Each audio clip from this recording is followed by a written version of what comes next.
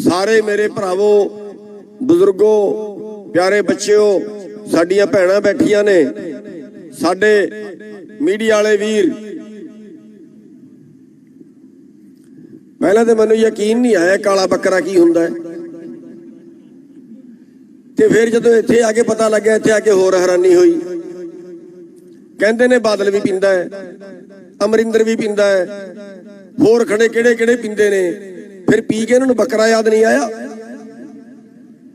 पर तुसी बहादुर लोग तुसी बकरा बचाया होया जी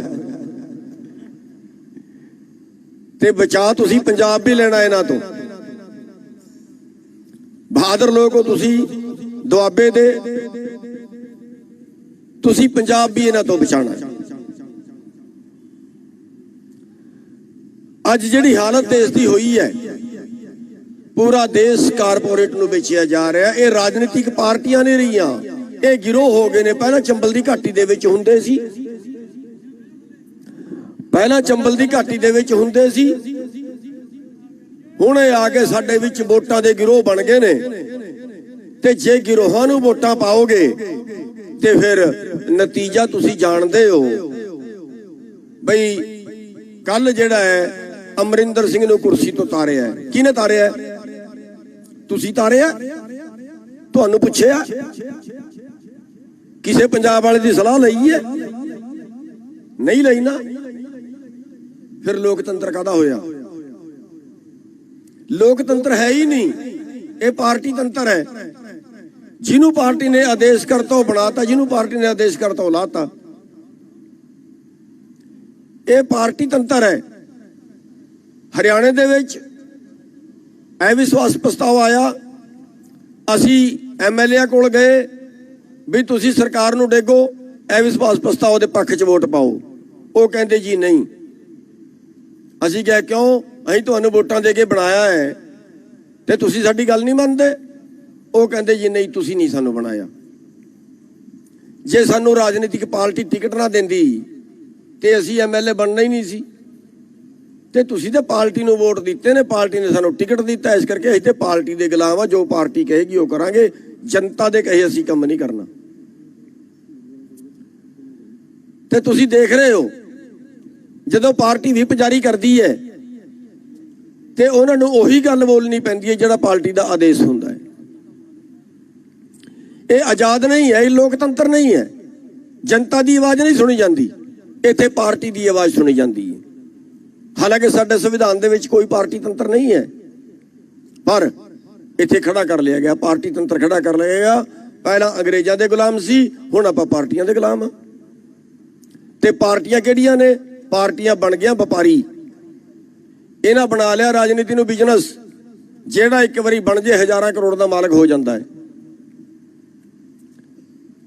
इन्हां नूं वोटर भुल गए तुसी वोट दिंदे हो राज तुहाडे वोट नाल आउंदा है पर एक कानून बनाते ने जिहड़े पैसे दिंदे ने जिहड़े इन्हां नूं चंदा दिंदे ने उन्हां दे पक्ष दे बनाउंदे ने। तुसी देखो अज दे टाइम च अज आपां किसान अंदोलन नहीं धर्म युद्ध लड़ रहे हैं। इस करके धर्म युद्ध लड़ रहे हैं अज एक बंदे की आमदन 35 रुपये रोज दी है उस देश दे विच दूजे बंदे की आमदन 2100 साढ़े 2100 करोड़ रुपये रोज दी है। 20 करोड़ लोग भुखमरी 2 टाइम की रोटी नहीं मिलती। किन्ने लोग इलाज बिना मर रहे ने। हिंदुस्तान साडी अगली पीढ़ी रहना नहीं चाहती बाहर नूं भज रहे ने डोंकी दे राही भज रहे ने। जंगलों दे विचों लाशां भी नहीं आउंदियां कईयां दियां जे बीमार हो गया जंगल पार नहीं कर सकता विचे गोली मार दिंदे ने। पर असीं इन्ने खतरे लैके फिर भी अपने बच्चों नूं हिंदुस्तान तो बाहर भेज रहे हैं। हिंदुस्तान रहन वाला जगह नहीं बची। वो देश जिन्हों आपां सोने दी चिड़िया कहंदे सी जिन्हों आपां भारत देश महान कहंदे सी ये उस देश का हाल हो गया है। ਇਹਦਾ ਜ਼ਿੰਮੇਵਾਰ कौन है? सानू हथियार के बल ते नहीं लुटिया किसी ने। वो पुराना जमाना सी जो हथियार के बल ते चंबल घाटी के डाकू या इत्थे डाकू पैदा हो जाते सी लुटते सी। हुण ते कानून बना के लुटिया है। ते कानून किने बनाए ने? साडे नीतिकारां ने। ये कानून किने बनाए ने? जिन्हां ने 15 लाख करोड़ का बिजनेस कारपोरेट के हवाले करता? किने बनाए ने? साडे राजनेता ने। देश मरदा है ते मर जे। सारा एग्रो बिजनेस जिहड़े ਲੱਖਾਂ लोग करोड़ां लोग इस बिजनेस नाल जुड़े सी, किन्ने दुकानां वाले, किन्ने आड़तीए, किन्ने व्यापारी, किन्ने मुनीम, किन्ने पल्लेदार, सारे खाली होणगे। तुहाडे तो फसल खरीदी जाएगी अमरीका नाल मुकाबला करके। रह रहे तुसीं हिंदुस्तान च, सुविधा तुहानूं हिंदुस्तान वाली मिलनी है, रेट तुहानूं अमरीका वाला मिलना है।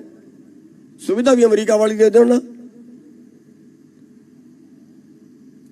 अमरीका च कपाह पैदा की, मैं 1 साल का आंकड़ा पढ़िया है, 3 लाख करोड़ 3 अरब डॉलर की कपाह पैदा की, 4.7 अरब डॉलर उन्होंने सबसिडी मिली, यानी 65% सबसिडी, 67% सबसिडी। देती भी दे दो, फिर मुकाबला करा लो अमरीका दे नाल। आपां बैठे हुए आ अंदोलन दे विच, अंदोलन दे विच बैठे बैठे देखो किसान मजदूरां नाल लड़ पैंदा है।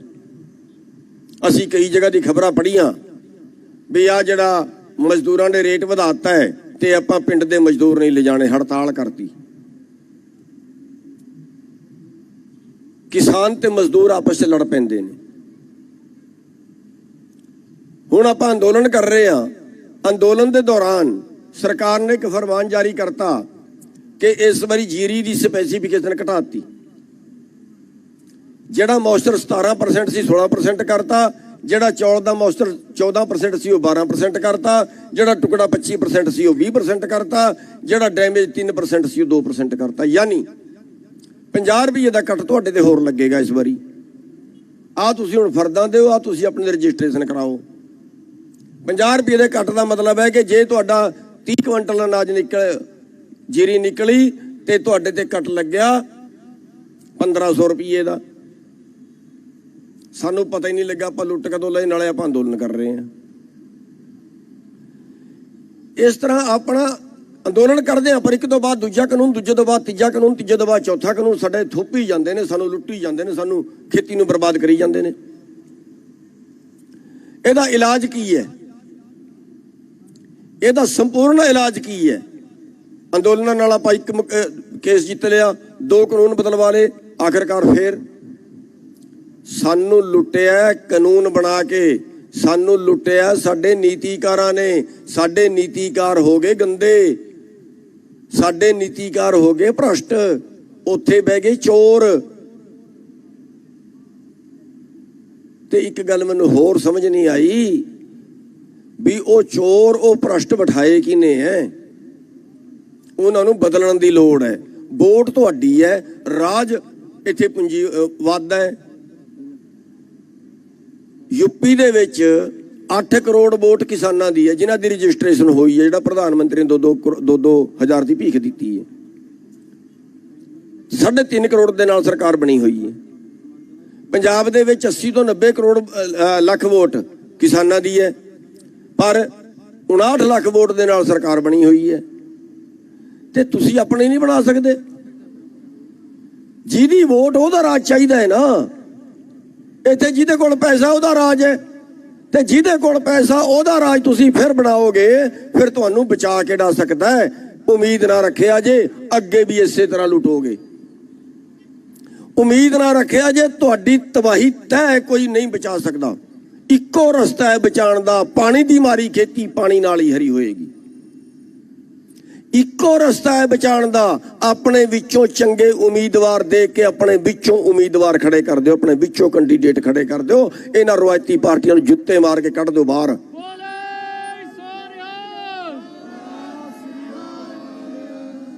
होर कोई दूजा रस्ता नहीं है तुहानूं बचाण दा, कोई नहीं तुहानूं बचा सकदा।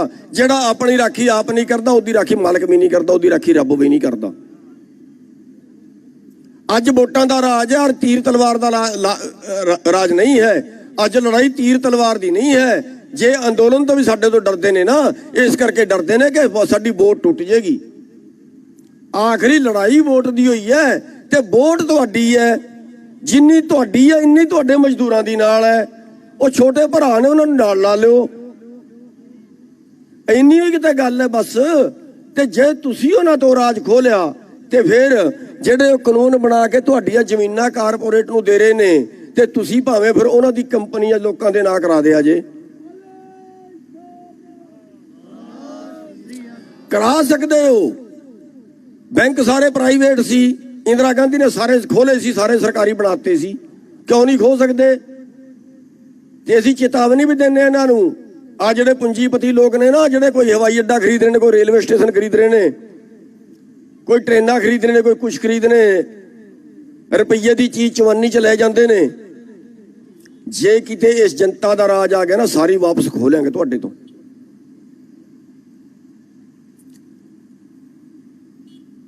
ਕਾਨੂੰਨ ਜਿਹੜੇ ਬਣਦੇ ਨੇ, ਕਾਨੂੰਨ ਤੁਹਾਡੀ ਵੋਟ ਨਾਲ ਬਣਦੇ ਨੇ, ਤੁਹਾਡੀ ਵੋਟ ਦੀ ਤਾਕਤ ਨਾਲ ਬਣਦੇ ਨੇ। ਵੋਟ ਤੁਹਾਡੇ ਘਰ ਦੀ ਹੈ, ਪ੍ਰੋਪਰਟੀ ਤੁਹਾਡੇ ਘਰ 'ਚ ਹੈ, ਤੁਸੀਂ ਭਿਖਾਰੀ ਬਣੇ ਹੋਏ ਹੋ।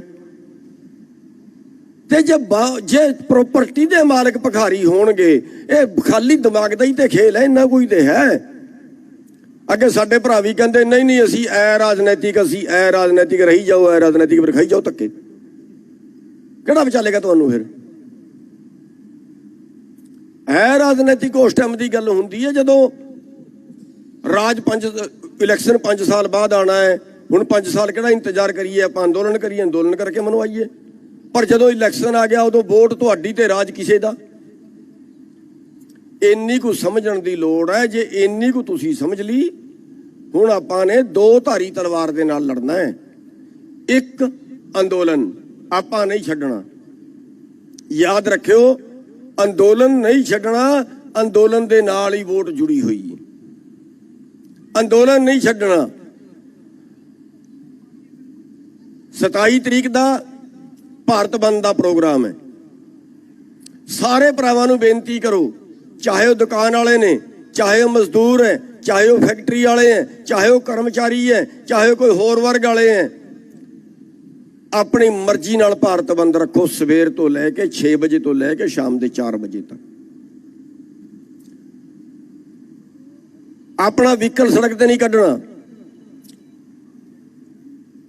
ਬਾਜ਼ਾਰ 'ਚ ਕਿਸੇ ਨਹੀਂ ਜਾਣਾ, ਤੇ ਪੂਰੀ ਤਰ੍ਹਾਂ ਭਾਰਤ ਬੰਦ। ਇਹ ਲੋਕਤੰਤਰ ਦਾ ਤਰੀਕਾ ਹੈ।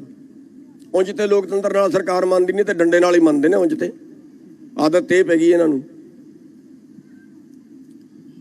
ਦੂਜੀ ਬੇਨਤੀ ਮੈਂ ਕਰਾਂਗਾ, ਸਾਡੇ ਭਰਾਵਾਂ 'ਚ ਗੁੱਸਾ ਬਹੁਤ ਹੈ, ਹੁੰਦਾ ਵੀ ਹੈ। ਜਦੋਂ ਸਾਡੇ ਸਿਰ ਪਾੜਦੇ ਨੇ, ਗੁੱਸਾ ਤੇ ਆਉਂਦਾ ਹੀ ਆਖਰਕਾਰ। ਪਰ ਫਿਰ ਵੀ ਆਪਾਂ ਨੇ ਇੰਨਾ ਕੁ ਸਬਰ ਬਣਾ ਕੇ ਰੱਖਣਾ ਹੈ ਵੀ ਆਪਾਂ ਕਿਸੇ ਤੇ ਹੱਥ ਨਹੀਂ ਚੱਕਣਾ। ਜੇ ਕਿਤੇ ਭਿੜੰਤ ਵੀ ਹੋ ਜਾਏ, ਜੇ ਕਿਤੇ ਪੁਲਿਸ ਡਾਂਗਾ ਵੀ ਮਾਰੇ, ਆਪਾਂ ਨੇ ਤਾਂ ਵੀ ਹੱਥ ਨਹੀਂ ਚੱਕਣਾ। ਨਹੀਂ ਤੇ ਉਹ ਹਾਲ ਹੋ ਜਾਂਦਾ ਹੈ ਜਿਹੜਾ ਹਰਿਆਣੇ ਦੇ ਵਿੱਚ ਜਾਟ ਅੰਦੋਲਨ ਦਾ ਹੋਇਆ ਸੀ। ਮੁੰਡੇ ਬਾਗੀ ਹੋ ਗਏ, ਮੁੰਡਿਆਂ ਨੇ ਡੰਡੇ ਚੱਕ ਲਏ ਤੇ ਪੁਲਿਸ ਪਾਸੇ ਭੱਜ ਗਈ, ਸ਼ਹਿਰ ਛੱਡ ਕੇ। ਪਰ ਆਖਰਕਾਰ ਹੋਇਆ ਕੀ? 30 ਮੁੰਡੇ ਮਰੇ, ਅਜੇ ਕਈ ਜੇਲ੍ਹਾਂ ਕੱਟ ਰਹੇ ਨੇ। ਅੰਦੋਲਨ 0 ਤੇ ਖਤਮ ਹੋ ਗਿਆ। ਇਸੇ ਤਰ੍ਹਾਂ ਭਜਨ ਲਾਲ ਦੇ ਵਿੱਚ ਰਾਜ ਦੇ ਵਿੱਚ ਗੋਲੀ ਚੱਲੀ ਸੀ, ਬੰਸੀ ਲਾਲ ਦੇ ਰਾਜ ਦੇ ਵਿੱਚ ਗੋਲੀ ਚੱਲੀ ਸੀ, ਫਿਰ ਚੌਟਾਲੇ ਦੇ ਰਾਜ ਦੇ ਵਿੱਚ, ਹਰਿਆਣਾ ਦੇ ਵਿੱਚ ਗੋਲੀ ਚੱਲੀ ਸੀ। ਸਾਰੀ ਜਗ੍ਹਾ ਬੰਦੇ ਮਰੇ ਸੀ ਤੇ ਸਾਰੇ ਅੰਦੋਲਨ 0 ਤੇ ਖਤਮ ਹੋ ਗਏ ਸੀ। ਇਸ ਅੰਦੋਲਨ ਨੂੰ ਆਪਾਂ ਨੇ ਬਚਾ ਕੇ ਰੱਖਣਾ ਹੈ। ਅੰਦੋਲਨ 'ਚ ਇੰਨਾ ਆਪਾਂ ਨੇ ਸਬਰ ਰੱਖਣਾ ਹੈ ਬਈ ਆਪਾਂ ਨੇ ਆਪਣਾ ਹੱਕ ਲਏ ਬਿਨਾਂ ਵਾਪਸ ਵੀ ਨਹੀਂ ਮੁੜਨਾ। ਜੇ ਆਪਾਂ ਨੇ ਕਹਿਤਾ ਵੀ ਅਸੀਂ ਤੁਹਾਡੇ ਥਾਣੇ ਦਾ ਘਿਰਾਓ ਕਰਾਂਗੇ, ਅੱਜ ਕਰਨਾ ਹੀ ਹੈ, ਉਹ ਮਾਰ ਦੇਣਾ, ਅਸੀਂ ਨਹੀਂ ਮਾਰਨਾ। ਜੇ ਆਪਾਂ ਨੇ ਇਹ ਤੈਅ ਕਰ ਲਿਆ ਵੀ ਆਪਾਂ ਨੇ ਅੱਜ ਚੰਡੀਗੜ੍ਹ ਘੇਰਨੀ ਹੈ ਤੇ ਫਿਰ ਘੇਰਨੀ ਹੈ। ਬੈਰੀ ਬੂਰੀ ਕੇਟਾਂ ਦੇ ਕੋਈ ਨਹੀਂ ਕੰਮ ਕਰਦੇ ਕਿਸਾਨਾਂ ਦੇ ਅੱਗੇ, ਪਰ ਅਸੀਂ ਹੱਥ ਨਹੀਂ ਚੱਕਣਾ। ਪੁਲਿਸ ਮਾਰਦੀ ਹੈ ਮਾਰੇ, ਸਾਡੇ ਘਰਾਂ 'ਚੋਂ ਨੇ, ਸਾਡੇ ਭਰਾ ਨੇ। ਇਹਨਾਂ ਕੋ ਆਪਾਂ ਅੰਦੋਲਨਾਂ ਦੇ ਵਿੱਚ ਸਬਰ ਰੱਖਣਾ ਹੈ ਤੇ ਆਪਾਂ ਸਾਰਿਆਂ ਨੇ ਇਸ ਅੰਦੋਲਨ ਨੂੰ ਨਹੀਂ ਛੱਡਣਾ। ਆਪਾਂ ਨੇ ਦਿੱਲੀ ਦੀ ਹਾਜ਼ਰੀ ਬਹੁਤ ਜ਼ਰੂਰੀ ਹੈ, ਬਹੁਤ ਜ਼ਰੂਰੀ ਹੈ ਦਿੱਲੀ ਦੀ ਹਾਜ਼ਰੀ। ਤੇ ਹਰ ਪਿੰਡ 'ਚੋਂ ਇੱਕ ਸਿਸਟਮ ਬਣਾ ਕੇ 10 ਬੰਦੇ ਦੇ ਪਿੰਡ ਦੇ ਉੱਥੇ ਰਿਹਾਈ ਕਰੋ। ਨਹੀਂ ਤੇ ਫਿਰ ਉਹ ਜਿਵੇਂ ਲੱਖਾ ਜੀ ਕਹਿ ਰਹੇ ਸੀ ਬਈ ਆ ਸੁਪਰੀਮ ਕੋਰਟ ਦੇ ਆਰਡਰ ਨਾਲ, ਆ ਕਿਸੇ ਹੋਰ ਆਰਡਰ ਨਾਲ ਸਾਨੂੰ ਉਠਾ ਦੇਣਗੇ ਤੇ ਮੁੜ ਕੇ ਪ੍ਰੋਬਲਮ ਖੜੀ ਹੋ ਜਾਏਗੀ। ਤੇ ਇਹ ਵੀ ਹੋ ਸਕਦਾ ਹੈ ਕਿ ਸਾਨੂੰ ਕੋਈ ਕੈੜਾ ਜਿਹਾ ਫੈਸਲਾ ਲੈਣਾ ਪੈ ਜੇ। ਸਾਡੇ ਸੰਯੁਕਤ ਮੋਰਚੇ ਵਾਲੇ ਭਰਾ ਜਿਹੜੇ ਨੇ ਉਹ ਅਜੇ ਸਾਡੀ ਤੈਅ ਨਹੀਂ ਹੋਈ, ਪਰ ਹੋ ਸਕਦਾ ਹੈ ਕੱਲ ਨੂੰ ਕੋਈ ਸਖਤ ਫੈਸਲਾ ਲੈਣਾ ਪੈ ਜੇ। ਕਿਤੇ ਮੋਦੀ ਸਰਕਾਰ ਇਹ ਨਾ ਸੋਚੇ ਇਹ ਬਸ ਇਸ ਤਰ੍ਹਾਂ ਸੜਕਾਂ ਤੇ ਹੀ ਬਹਿਣ ਜੋਗੇ ਨੇ, ਦੋ ਅੱਗੇ ਵੱਧਦੇ ਹੀ ਨਹੀਂ। ਕੱਲ ਇਹ ਨਾ ਫੈਸਲਾ ਲੈਣਾ ਪੈ ਜੇ ਵੀ ਅਸੀਂ ਮੋਦੀ ਦਾ ਘਰ ਵੀ ਘੇਰ ਲਿਆਂਗੇ। ਫਿਰ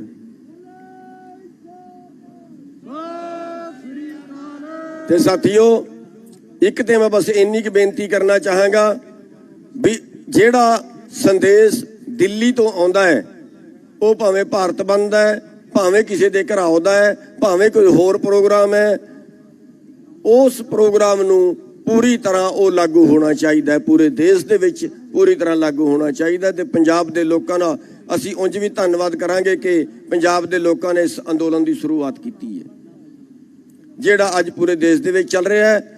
ਤੇ ਇੱਕ ਬੇਨਤੀ ਇਹ ਕਰਾਂਗੇ ਕਿ ਅੱਗੇ ਇਲੈਕਸ਼ਨ ਜਿਹੜਾ ਉਹ ਨੇੜੇ ਆ ਰਿਹਾ ਹੈ, ਤੁਸੀਂ ਹੱਥ ਖੜੇ ਕਰਕੇ ਮੈਨੂੰ ਦੱਸੋ ਵੀ ਕੀ ਕਿਸਾਨਾਂ ਤੇ ਮਜ਼ਦੂਰਾਂ ਨੂੰ ਇਲੈਕਸ਼ਨ ਦੇ ਵਿੱਚ ਹਿੱਸਾ ਲੈਣਾ ਚਾਹੀਦਾ ਕਿ ਨਹੀਂ?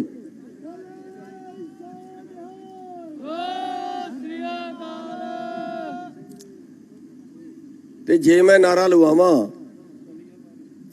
ਬਈ ਤਖਤ ਖੋਹ ਲਿਓ, ਤਾਜ ਖੋਹ ਲਿਓ, ਬੇਈਮਾਨਾਂ ਤੋਂ ਰਾਜ ਖੋਹ ਲਿਓ, ਠੀਕ ਰਹੇਗਾ?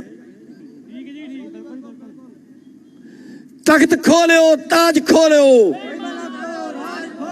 ਤਖਤ ਖੋਹ ਲਿਓ, ਤਾਜ ਖੋਹ ਲਿਓ, ਤਖਤ ਖੋਹ ਲਿਓ, ਤਾਜ ਖੋਹ ਲਿਓ। ਤੇ ਜੇ ਮੈਂ ਨਾਰਾ ਲਵਾਵਾਂ ਕਿਸਾਨ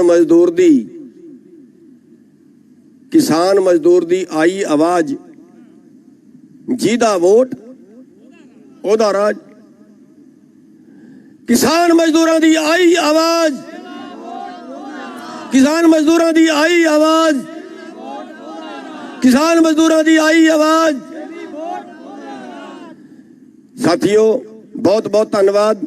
ਇੱਕ ਵਾਰੀ ਫਿਰ ਬੇਨਤੀ ਕਰਾਂਗੇ ਕਿ ਜਿਹੜਾ ਦਿੱਲੀ ਵਾਲਾ ਮੋਰਚਾ ਹੈ ਉਸ ਤੇ ਤੁਸੀਂ ਵੱਧ ਤੋਂ ਵੱਧ ਹਾਜ਼ਰੀ ਲਵਾਉਣੀ ਹੈ।